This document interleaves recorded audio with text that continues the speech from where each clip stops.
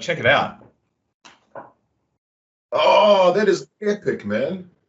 So now there's, you've seen the beer coasters before, but for the benefit of others,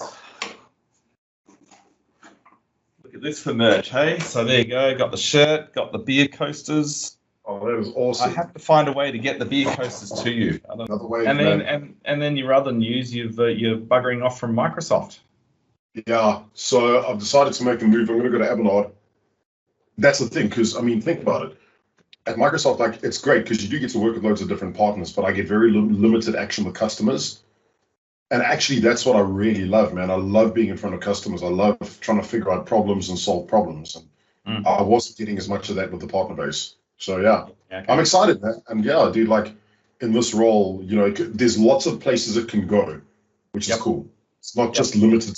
It's global, so I can be anywhere, I can do anything, and help build awesome sets, and I get to build stuff, which is even better. Yeah, well, hopefully one of these days, maybe, you know, second half of next year, something like that, we might see you a bit closer to my neck of the woods. Who knows? Dude, if I can get there, you know, the first thing I'm doing when I get there is I'm going to come and bother you. That's fine. So since some of that may get edited out, I'll surmise it by saying you're going to be doing strategy as well as implementation in this this new role. Is that fair? Yeah. Cool.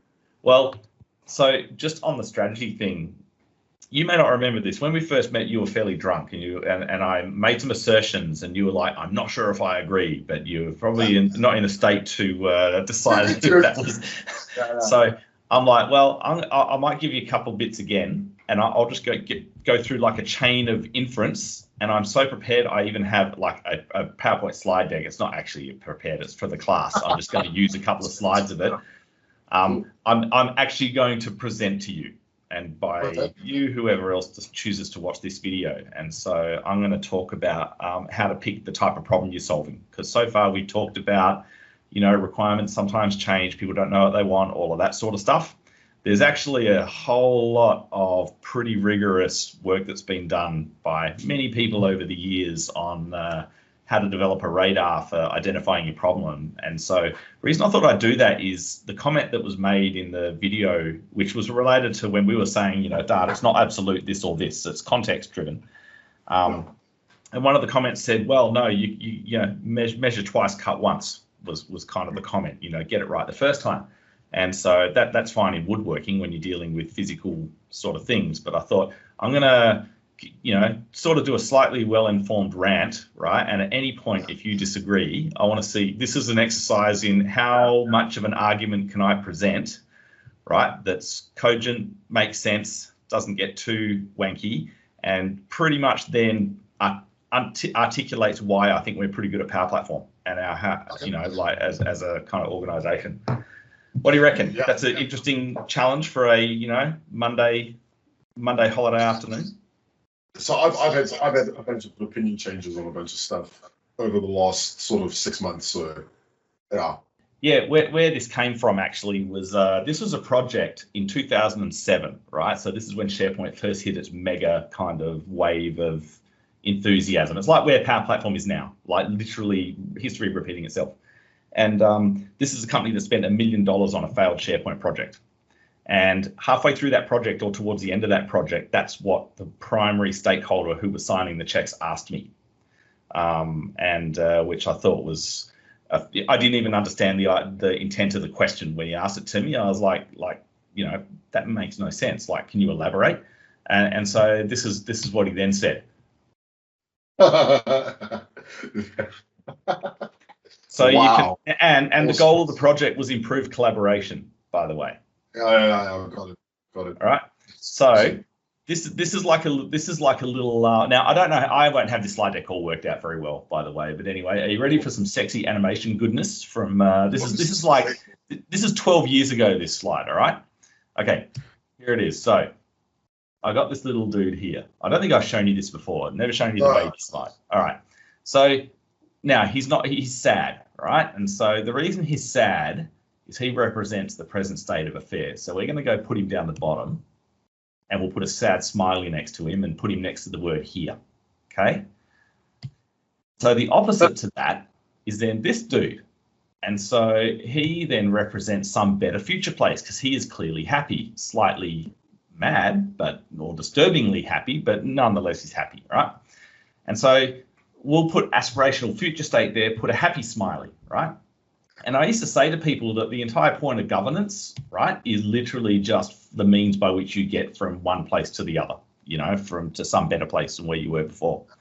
And so, without getting into boring stuff on governance, there's just a few fundamental questions like, what is that future state? What does it look like? How do you know you've gotten there? Why is that the right thing to do? How does it align with your strategy? So on and so forth. All right, cool. Who needs to be accountable for what? Role clarity, basically. The bottom two are goal clarity. That one's role clarity. And then there's task clarity, which is the how.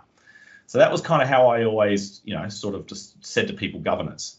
And I said it's just a means to an end, right? Yeah. So then here's my little pop test for you. So here's a project. I've put a project on the screen. What is this project? Going to the moon. Going to the moon. Yes, I'd give you a jelly bean if you were physically next to me, or actually I'd probably throw it at you because I wouldn't get that close enough to you. So how do you know you succeeded with this project? Well, you've landed on the moon. Damn straight. And then a lot of people will tell me that you get back again safely too, right? That seems to be the universal criteria. Okay. It all depends. Yeah, that's true. Okay, you ready? Yeah. What's this project? Improve collaboration within business, right? So, yep. And SharePoint would be the tool to do it. Yep. So how do you know you succeeded?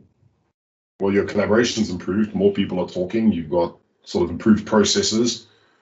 The way people are interacting is better defined. Yeah. There's probably more to it than that, but that's actually probably one of the best answers I've had so far. If I do that in a room with people and I put that up there and I say, how do you know you succeeded?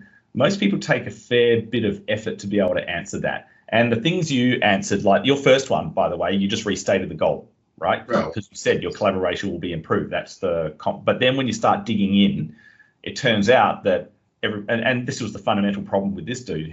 That's a non-goal. It's like a platitude goal, right? It does not have any inherent meaning. And I think I might have the slide here. Yeah. So basically, the issue you've got there is every single person in their brain has a different interpretation on what that particular platitude means, right? And so whether that's big data or AI or I don't know, chatbots or whatever, it sort of doesn't matter. But it's kind of the point is.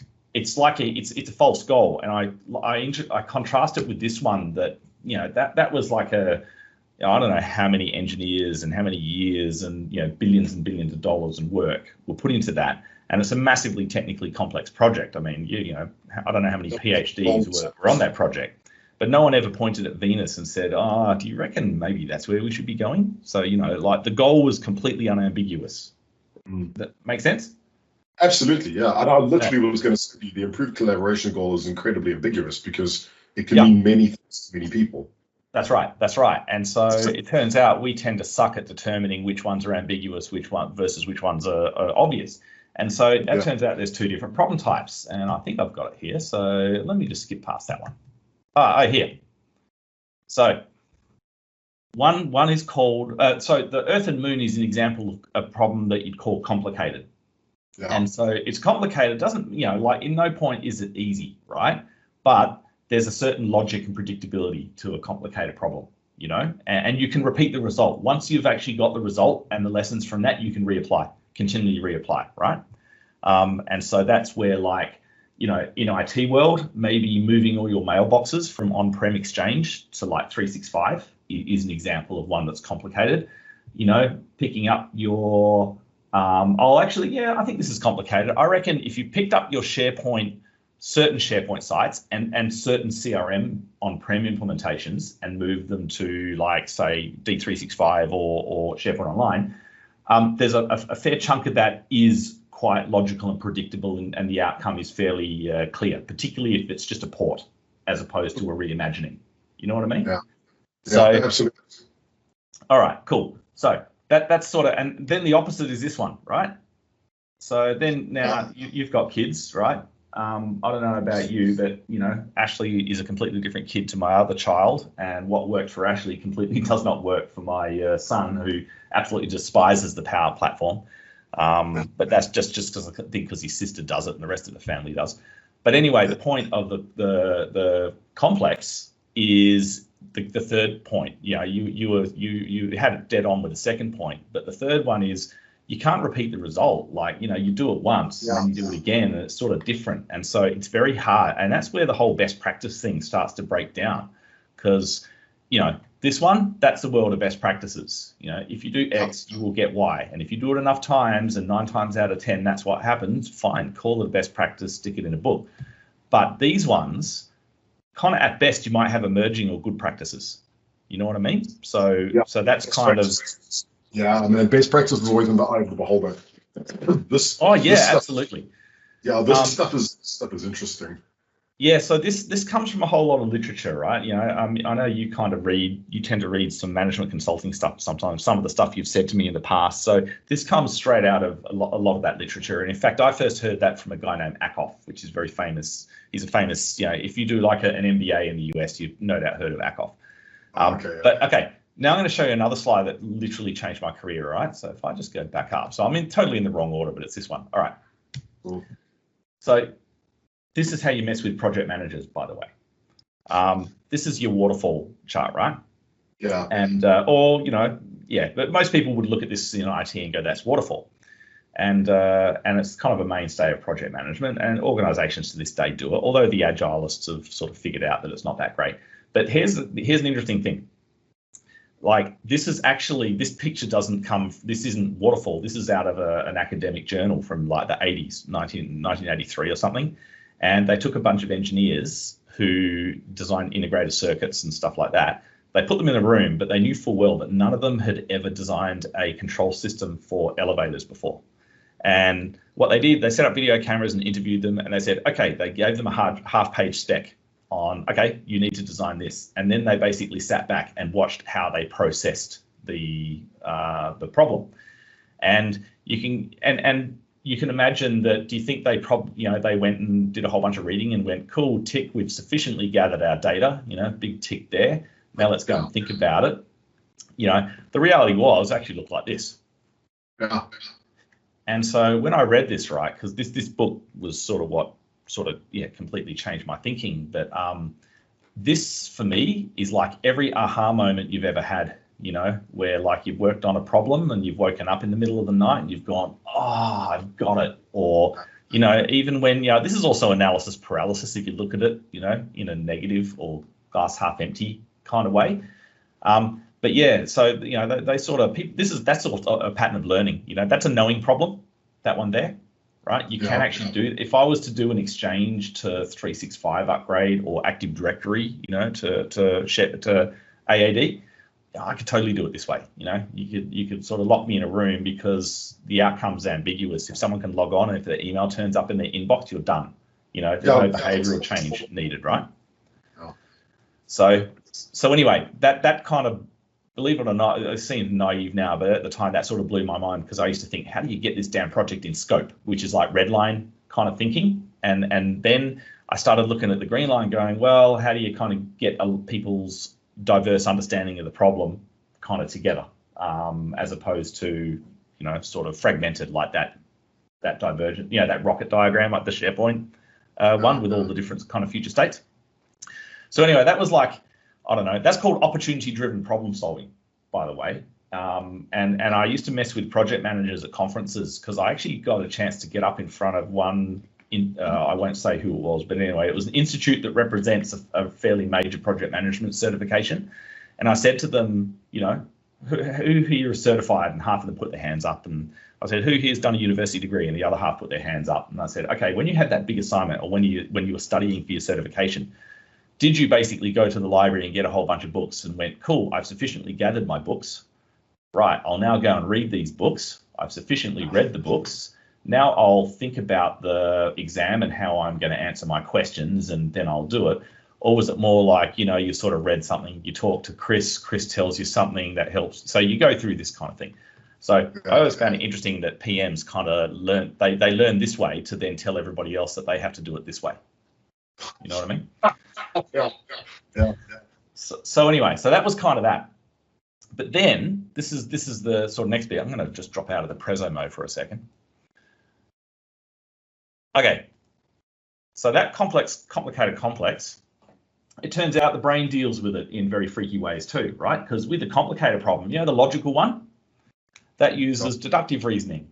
It's basically how you play the odds when you're playing poker or betting on the horses or playing any sort of game, any logic game, like say chess or something like that. So turns out it uses the evolved kind of frontal lobe part of your brain that does all your logical processing. Basically, that's the bit of your brain that gets activated when programmers cut code, for example. But it turns out, and they've done sort of MRI studies and even gone to the point of found people with lesions on the brain just to make sure the MRI studies are accurate, if that makes sense, right? And then, so it turns out that when it's ambiguity, right, you get a different kind of reasoning. And turns out that gets processed right in the emotional part of your brain, the much more primal part of your brain. And the implication of that is that's when kind of for a lot of people, and you find this in the IT industry, people who don't have a high tolerance for uncertainty, it's pretty much because it makes them anxious, right? They're literally, the ambiguity that they're feeling makes them very anxious, and they have this incredible urge to shift the problem back over to here. Yeah. You know what I mean? And that's when people start doing dumb things like using methodologies in a completely unthinking way, because they're actually driven by getting rid of cognitive dissonance. They're not driven by solving the problem, if that makes sense. It's a weird distinction to think that someone's unconsciously just has no tolerance for ambiguity, bang, process it. It has to go back to the front, the front part of the brain.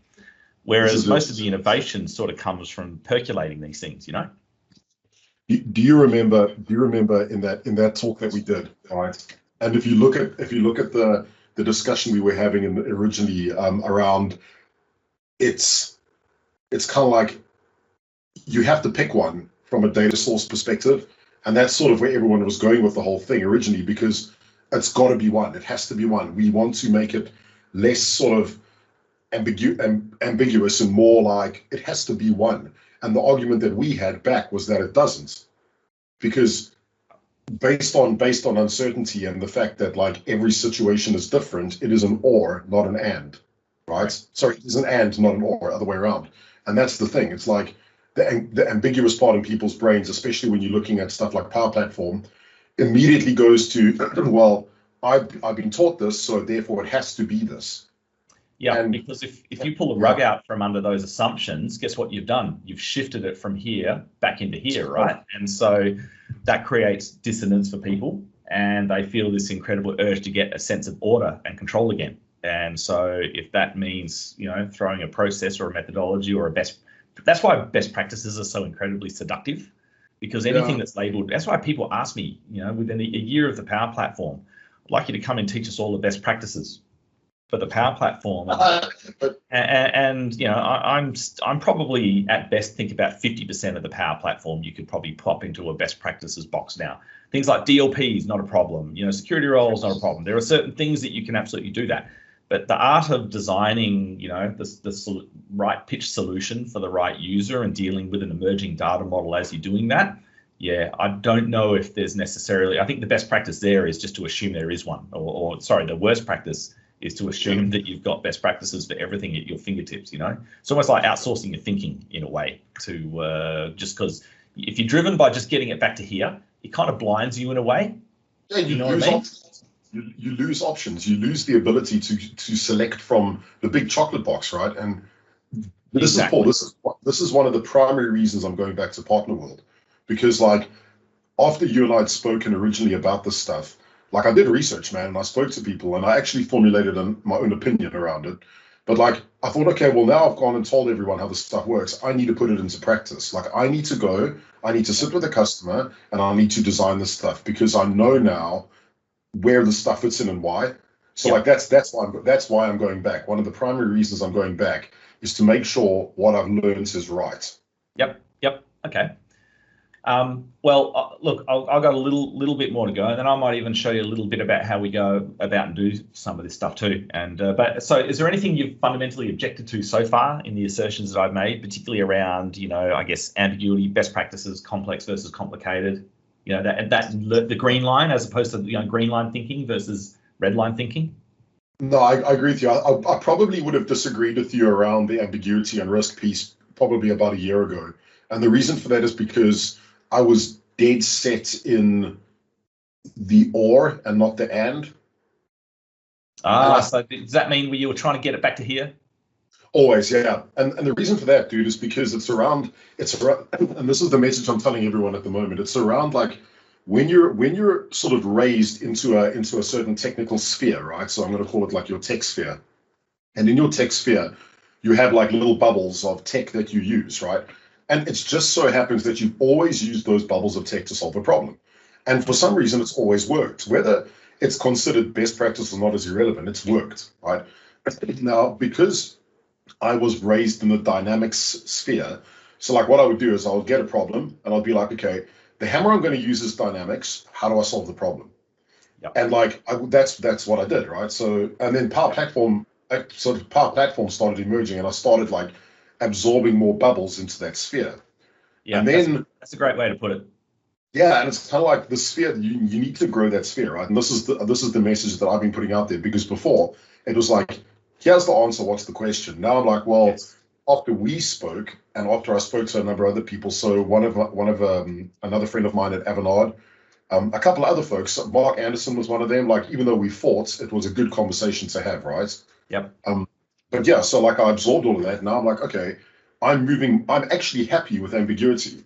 Weirdly, I can't tell you why, but I'm actually really happy with it. Like, I can go into a customer or into a partner right now, have a completely ambiguous scenario in front of me and not have to pick, but be able to grow into the problem rather than just say, yes, the answer. Yeah. Growing into the problem is actually a fantastic way of putting it. I haven't heard someone put it that way before. I'm going to steal that, actually, by the way. That's great. What I tend to do is say, let the solution emerge. There's an emergent aspect to design with this stuff. So we called it emergent design kind of for that reason. But that guy Akoff, who I mentioned earlier, he put it really well. He says that, like school and university, every problem is given to you, already formulated. Like, here is the problem, go and solve it. And you learn by solving problems, by doing assignments, by doing research, that sort of thing. Unless you're doing a PhD, that's a little different. But but even then, you got to formulate your problem. So he says that, but in the corporate world and in the business world, or I guess in life outside of the kind of enclosed or restricted world perhaps of doing university course, you don't learn to take problems, right? Mm-hmm. So, and that's where you've got this mess of things. You've got all these different opinions, different views, and you've got to reconcile that. That's the art of taking problems, and that's really what I kind of my thing and what I want to talk about here, how you actually go about taking problems. Because for me, it's fundamental to architecture, right? Because then the tools that you use come naturally with that, or even the experiments you perform, the tools you use to perform those experiments, for example. Does that kind of make sense? So the way you put it, what do you say? Let the problem grow. That's a really nice way of saying, learn to take problems, learn to be able to go, I feel that the problem is X. Or when someone says the problem is X and another person says the problem is Y, how do you help them to reconcile that the problem might be Z, which is X plus Y plus a whole bunch of other things. So no, it's great to hear you say that, because for me, it's really, this stuff is fascinating. And in fact, this guy, Mark Shah, there's a YouTube video you could, if you just type in pivot thinking to YouTube, it's a pretty fascinating video. But he even talks about how, and get this is the bit that's freaky. So how you've got some people that are very task oriented and very logically oriented. So clearly they do this stuff, right? But it turns out if you have strategic people and the kind of right brainers of the world and the dreamers and the innovators, right? They're actually not so good at this bit, but they tend to operate in a different space, right? And but it turns out that you actually can't do both at the same time. So when people say to you, you should be strategic while being more technical, that's actually kind of impossible, because cognitively your brain shuts one off when the other one's activated. So like, I kid you not, and we wrote about it. It was so fascinating. But so yeah, the more logical you, and actually, so this is the reason he called it pivot thinking, He goes, stop trying to be strategic and logical and implementation detail at the same time. Learn to pivot, learn to recognize the situation at hand and pivot your modes of thinking, right? Because otherwise you get stuck in set. You'll be a lot, your typical dev who never thinks about strategic alignment but solves problems, or you get those right-brainers who can't actually get themselves organized because they off in the architectural whiteboard landscape of conceptual models and things like that. So the essence of pivot thinking is going, well, recognize the problem you're dealing with, and then use the mode of thinking applicable. And the better you do that, you won't become one of these people that either is super task oriented or super strategic but incapable of delivering anything. Make sense? Yeah, this is actually bonkers, because I do a session on Power Platform value prop, and without having spoken to you about this stuff, right? Talking about entry points at a customer level, I'm like, there are actually two primary entry points. There's no more with Power Platform. There are only two ways to break into a customer, right? And for a customer, it's either a targeted solution, which is mitigating risk, okay, or a strategic platform, which is an ambiguous problem that needs to be solved. Right? Yes. One or the other. And you're always going to go down and reach the other points in the other one at some point. Absolutely. Like yeah.